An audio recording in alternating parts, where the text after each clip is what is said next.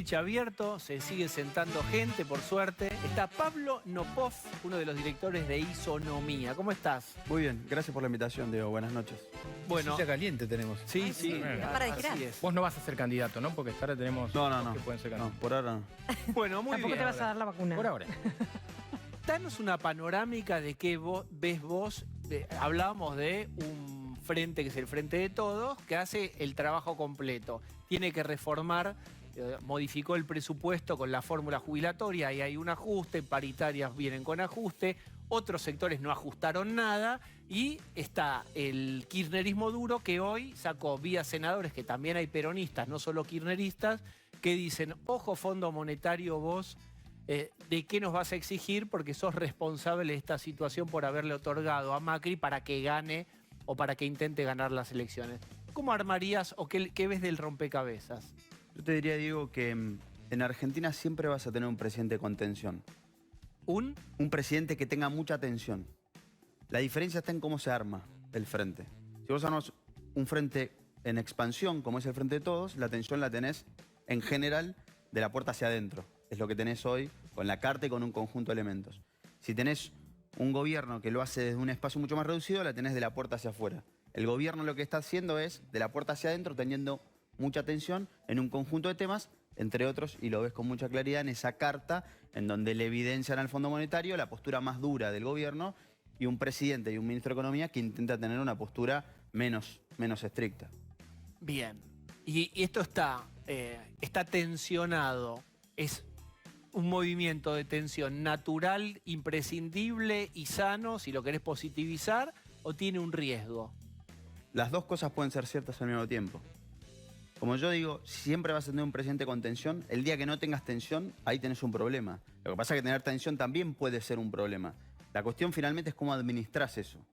Lo que te evidencia el Frente de Todos desde su conformación en mayo del año anterior, ¿te acordás ese sábado de la mañana cuando Cristina lanzó en Twitter el video. desde ese día sabíamos que íbamos a tener tensión y que la tensión iba a ser hacia adentro? Vos tenés un presidente que tensiona con los propios las primeras semanas o meses de la cuarentena y eso hace que se expanda la figura del presidente, o tenés tensión hacia adentro desde lo político y tenés un presidente que se contrae. Al mismo tiempo, subido a esto, vos tenés una cuarentena que ha sido muy extensa. Un gobierno que necesitaba ser el campeón en términos sanitarios y que eso está empezando a entrar en crisis. Lo que también ves entonces es un gobierno que se empieza a parecer a algunos momentos de aquel kirchnerismo en donde básicamente se concentraba en la agenda del relato, de la narrativa, en donde básicamente lo que tratás de hacer es dejar de discutir la entera gestión. Bien, mira lo que hago. Te voy a una información que va a dar Pablo de León y vos la analizás y todos se suman. ¿Hablan Cristina y Alberto Fernández? ¿Cada cuánto? ¿O ya no hablan? ¿Y qué es lo deseable? Yo te voy a dar ¿Qué la frecuencia sería deseable? Porque también está la histeria periodística de si hablan mucho, porque no, si hablan Claro. nada.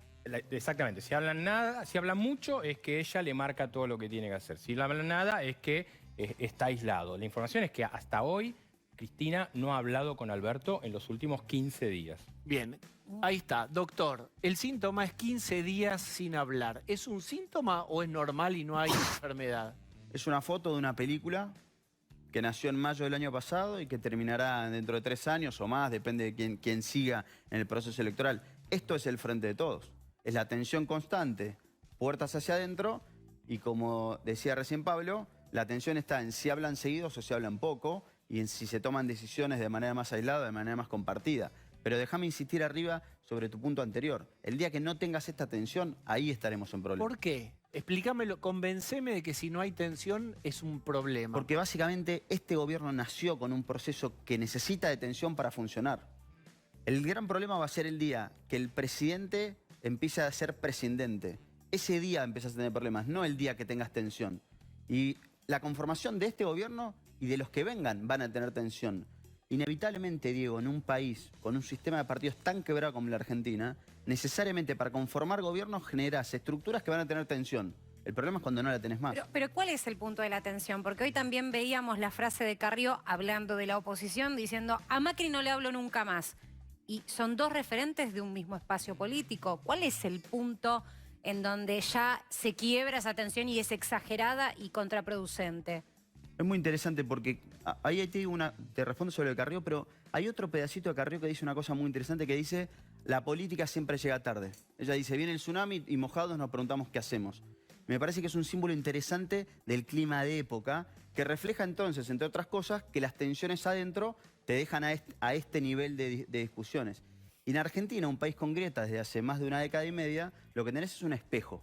Entonces, como tenés mucha tensión en el frente de todos, vas a tener mucha tensión en Juntos por el Cambio. Entonces, básicamente lo que tenés es una conformación de espejos donde básicamente la discusión es, finalmente, el año que viene, cómo se resuelve en términos de oferta electoral. A ver, Adri. Vos mencionabas que parte de la solución podría ser recurrir a la construcción del relato, ¿no? Como se hizo hace 10 años atrás. Pero la sociedad es muy distinta a cómo hace 10 años atrás no teníamos WhatsApp, ni Twitter, ni nada de estas cosas que vuelcan una transparencia o problematizan, no hacen circular estas fotos de las que estuvimos hablando ahora, que antes no se podían, o sea, se obturaba y había un canal único que mandaba y entonces era como más fácil construir un mito. ¿Qué pasa ahora con eso? ¿Qué chance tiene el relato en estos tiempos? Dos cosas. ¿Puedo decir algo? Muy buena esa pregunta. Gracias. Es decir, el armado de un relato ahora no es tan fácil de hacer por la viralización de imágenes, lo que quieras. Es mucho más difícil, en algunos casos es imposible, porque hay una cosa que es el imperio de la realidad. La opinión pública se conforma por dos grandes cosas: narrativa, relato, lo que nos cuentan, o la experiencia directa. Si vos vas al chino de tu cuadra y el changuito es más grande que tu sueldo de lo que era el mes anterior, ya no importa qué pasó, digamos. O sea, como algo pasó, digamos, alguien me falló. Situación 1. Situación 2, cuando vos gobernás, estás lleno de problemas y tenés una caja de herramientas. La abrís y te fijás cuál ajusta esta tuerca un poco más. A veces no hay ninguna y elegís la que más o menos con un poquito de fuerza. Cuando vos tenés mucho problema de gestión, te apoyás en cuestiones narrativas. No quiere decir que sea perfecto, quiere decir que es la tuerca, la llave que ajusta un poquito más a la tuerca, que ya no sabés cómo enfrentarla. Te doy un dato. Hay un canal en la página oficial de Casa Rosada que tiene que ver con esta campaña de reconstruir Argentina. Cuando vos ves la cantidad de vistas que tienen cada una de esas publicidades, que ahora empezaron a circular en los canales y todo, pero recién, digamos, empezó ahí en las redes, es nada.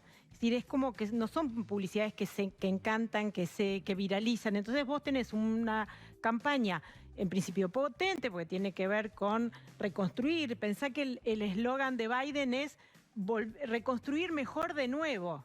Es parecido al del Frente para la Victoria. Yo tengo la última, por mi parte, que es: la sociedad no es tampoco la de hace 10 años, la pobreza está más alta, la volatilidad está más alta, hay una verticalidad y una obediencia que me parece que ciertos sectores no están dispuestos a cumplir. Vimos la rebelión de una parte de la policía bonaerense, toma de tierras, no todo está canalizado por las parroquias o el peronismo, no está todo capilarizado.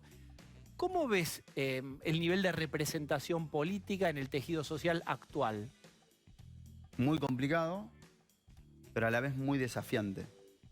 Este mundo tiene un clima de época con una condición excluyentemente interesante a la hora de representar, que es la capacidad de reconocer y darle valor a las personas. Lo que le está pasando a un conjunto de argentinos es que no se sienten reconocidos. Y un elemento extra a esa Argentina que cambió de hace 10 años. Ya gobernaron los dos polos, no había pasado nunca. Entonces esto te aumenta la posibilidad de que en serio tengas evoluciones distintas. Muy complejo, no lo sabemos, pero estamos en ese camino. Bien, lo digo porque sotoboche en el gobierno alguno te dice: a nosotros no nos da miedo el banderazo que creemos que en su mayoría está representado por Juntos por el Cambio. A nosotros no es el banderazo, un chilenazo nos da miedo. Que no veamos venir un sector de jóvenes, y un poco pasó en Perú hoy, ¿no?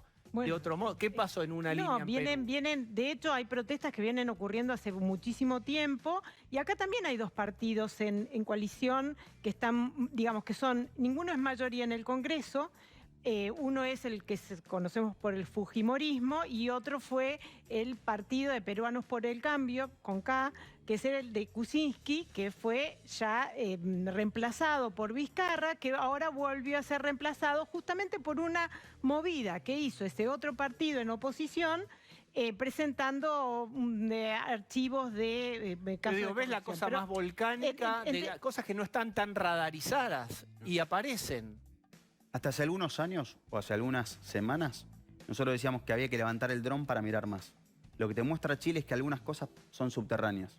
Y en Argentina parece que vos levantás el dron y entendés todo. Definitivamente hay algo que no estamos entendiendo. Y Bien. la pregunta es, ¿por qué estas marchas no podrían ser un argentinazo?